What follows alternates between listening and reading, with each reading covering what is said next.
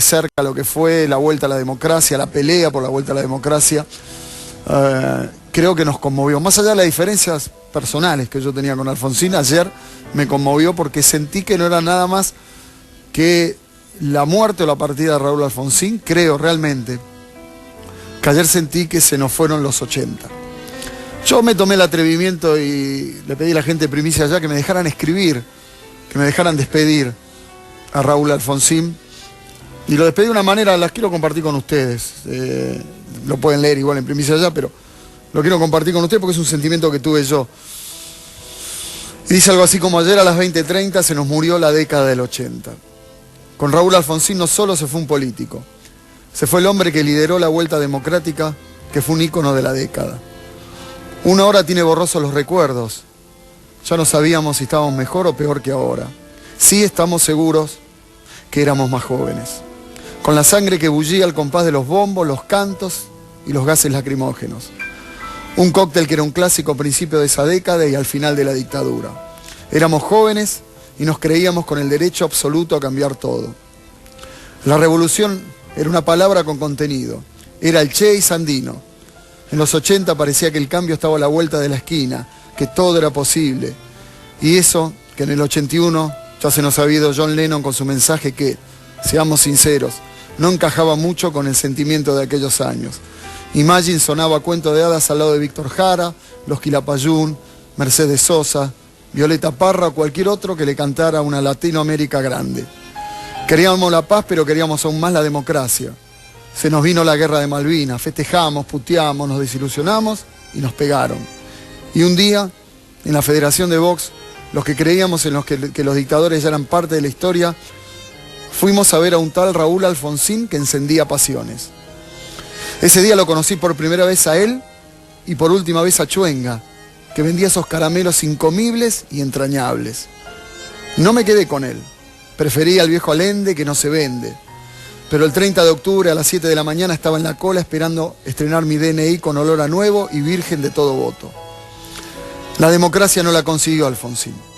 Está claro, fuimos todos. Pero el tipo nos ayudó a entrar a un lugar que no conocíamos y que, en el fondo, nos daba un poco de miedo. Habíamos soñado tanto con eso que, de pronto, nos dimos cuenta que no sabíamos nada. Si en la secundaria los milicos nos inventaron una materia que se llamaba ERSA, Estudio de la Realidad Social Argentina, que era lo mismo que decir nada. Pero la fuimos llevando, bancando la democracia cuando los militares creyeron que lo suyo era solo una siestita y tenían que volver al gobierno. El hombre transó y nos dijo felices Pascuas, pero le creímos y lo aplaudimos, no tanto por él, sino porque los asesinos no pudieron con nosotros. Mientras tanto repiqueteaban los sones de Víctor Heredia, Jairo, León Gieco, y se pensaban asomar Virus, Soda Stereo y Sumo. Así vivíamos esos años, con las peleas de la CGT, uno que le decía Mantequita y el otro Llorón, el juicio a las juntas y el recuerdo imborrable de una noche escuchando a Ernesto Sábato presentando el informe final de la CONADEP.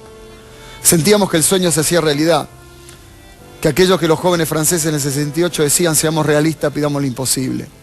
Y lo imposible se iba transformando en posible.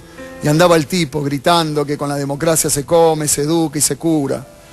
El que nos enseñó que el preámbulo no era un recitado de memoria, sino una declaración de principios. También lo puteábamos duro y tupido, como cuando primero juzgó y después le dio el punto final. Y él seguía intentando persuadirnos. Con mucho pudo, con otros no. Pero va a ser difícil olvidarlo. Porque él se llevó también lo último de la vieja política que creía que había que ir pueblo por pueblo a llevar un mensaje. Que el diálogo era más importante que la confrontación. Que el de enfrente era el adversario, pero no el enemigo. Que la honestidad es un valor que no sirve solo para gobernar, pero como ayuda. Tal vez Alfonsín se empezó a morir un poco en aquella foto donde se lo ve con las manos en la espalda, cabizbajo al lado de un Menem que venía llevándose el mundo por delante.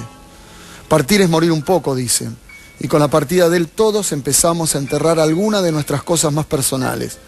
Nuestra juventud, que no es poco, nuestra fe en los políticos, que es mucho, nuestra ilusión de que se podía cambiar, se podía ser más feliz y la esperanza no era solo un rezo al cielo. Enterramos la ingenuidad de la militancia hecha pulmón, cuando no había carteles luminosos y sí pinceles para hacer pintadas en medio de la noche, esperando que la contra los viniera a tapar. Se murió Alfonsín. No lo voté. Su final fue el peor momento de mi historia familiar. Pero ayer, cuando la frialdad de una placa televisiva me comunicó su muerte, Me di cuenta al instante que con él partían todos nuestros sueños, que se nos iba una década convulsionada pero llena de esperanzas, de aprendizaje y descubrimientos. La mañana que siguió a la noche más profunda. Hoy, Raúl Alfonsín es apenas un busto para las nuevas generaciones que viven en el estado de gracia de la democracia. Para nosotros, ayer, a las 20:30, fue el adiós a nuestra adolescencia.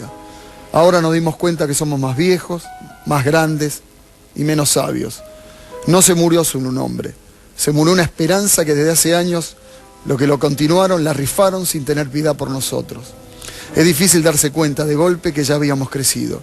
Ayer nos metieron el cachetazo y nos volvieron a la dura realidad.